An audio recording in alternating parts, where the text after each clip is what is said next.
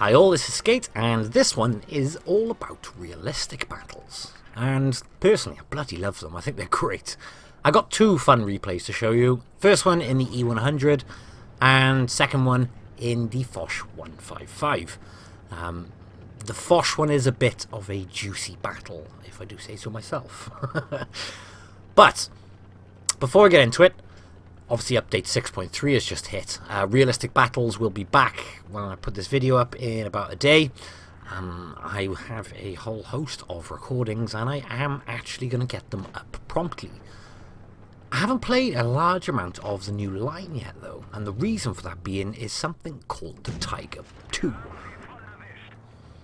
So you've probably guessed it, next up is a video on the Tiger 2.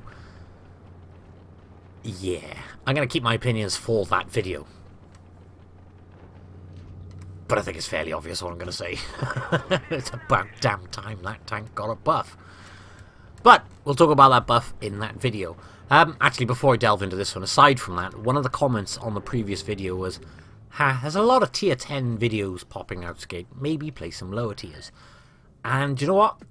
I agree 100%. I may have too many battles at tier 10. In fact, I think when I looked last, around 35-40% of my entire 40,000 battles are at tier 10. And with that in mind, most of my videos are tier 10. So, I am making a conscious effort to drop down, and I'm going to make some videos on some of the tier 8 premiums, some of the ones which have been neglected for a long period of time. I'm going to drop down some tiers and really get out some varied tiers and varied tanks out. So, apologies for the very tier 10 content. It was something pointed out, and I don't dispute it. I like a lot of tanks at tier 10, and I end up going, oh, do you know what, I'm going to play E-100. So, after commenting that, both my realistic battles I'm going to show you today are in tier 10s, and I already have another Foch 155 video already uploaded. That's more of a tongue-in-cheek video, so go easy on me for that one. But aside from that, I'm going to make sure there's a lot of tier variations in my videos. But this one's meant to be about realistic battles. 2 minutes in and I haven't commented a word about realistic battles. So let's talk realistic battles. And the first thing I got a comment is I absolutely love the lack of hit skins. It really separates the boys from the men. Or, in this case, the addicts from the non-addicts. It's great. I really, really enjoy not having hit skins. And tanks like the E-100 really start to show their true colours without that hit skin. I mean, you stick some angle on a tank like this in realistic battles, and it becomes a phenomenal target to deal with. It gets ridiculously bouncy, and you can really bait and troll people with it. And, of course, it has that monster gun to return the love, shall we say. I'd say that's the thing I love most about realistic battles, is the lack of hit skins. It's no objections from me. I think it's absolutely fantastic. There are a few other things which are quite different in realistic battles. I mean, one thing that does crack me up, and I've got to comment on it quickly, is the amount of times you see people completely disregard a tank. I think that's absolutely hysterical, because you can point at a tank and it'll zoom in automatically, and it means that you spot something very easily that you'd never spot before, which I'll show you in a quick clip after this battle what I mean. But then the other side of that is, if you stand completely still and they don't put their turret pointing at you, they can go literally straight past you without even noticing you. It's it always reminds me of that scene from, I don't know why, it's because I'm a child maybe, I don't know, but it always reminds me of that scene from Jurassic Park with the T-Rex, because it is a case of, if I don't move, they can't see me. And that's exactly what you see like 1,000 times in realistic, is people just freeze. And unless you point directly at them, a lot of people do just drive straight past them. I've done it myself with the Foch. I had a Type 61 and a Leopard one drive straight past me, and they didn't even notice me, and I put 2 giant HE shells into each of them. There is a drawback to that, of course, and that is the opposite end of the spectrum. That is this, which I just referred to.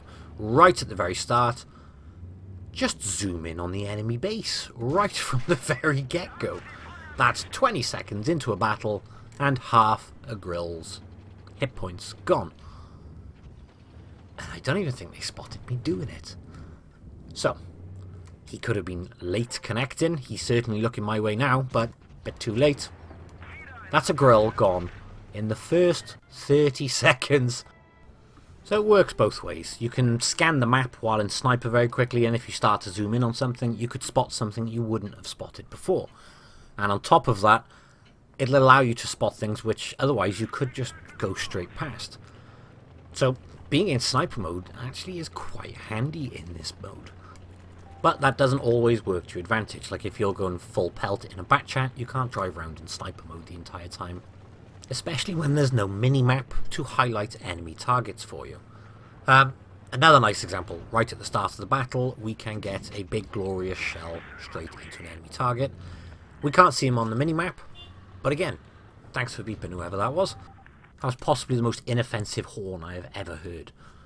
But regardless, I will close my window the next time I'm recording. Yeah. So you could have tons of targets around you and not even noticed. As you can see, the T-110E5 is a little bit upset that I managed to get a shell into him. But yeah, you could miss targets right next to you.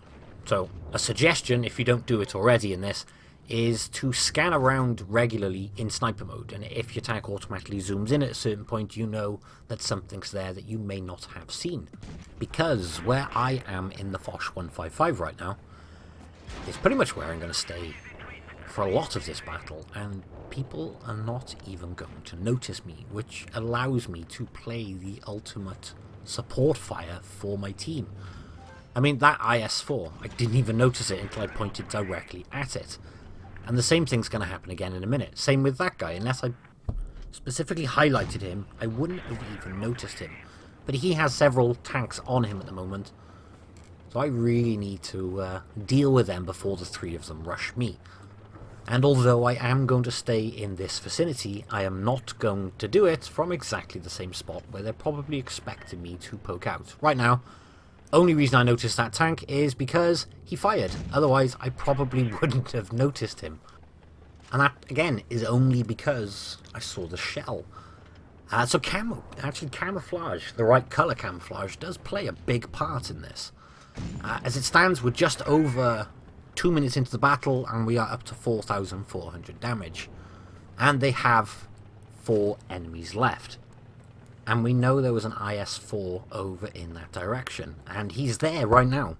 But I didn't notice him until he pointed directly over him. His camo on this map is actually perfect. Unless someone points directly at him, it's really difficult to see his tank. Now, if I could personally change one thing on realistic battles, I would get rid of the red hover even when you are pointing at a tank altogether. I would also get rid of automatic zoom in, because it's more realistic. It'll be really annoying, and I don't know if it'll be off-putting for a lot of people. That's what I would change personally, because you can just scan the map, like I said, in sniper mode and pick something up. So that's what I'd change. For the proper, that would be really realistic then, that you got no zoom in. There could be a target right next to you, and you'd be none the wiser if you didn't spot it.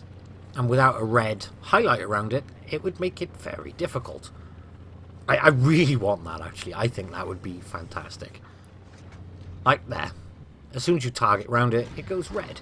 I would like to see that completely gone. I know there's going to be people who disagree with me, but it's realistic. Let's make it as realistic as we possibly can. Now that would probably mean a lot of back-end things to adjust the zooming in automatically for wargaming, so I can't imagine that's going to happen. But you never know. If they're going to make it more realistic and it's going to stick around, that would be fun. Right, okay, in that one, 7,585 damage, 4 kills, and a rather respectable 1,700 base XP. Some of you may notice at the bottom there is an IS-7 on 0, who was not AFK, and you may end up going back, because I went back and watched the replay and went, well, where the hell was he?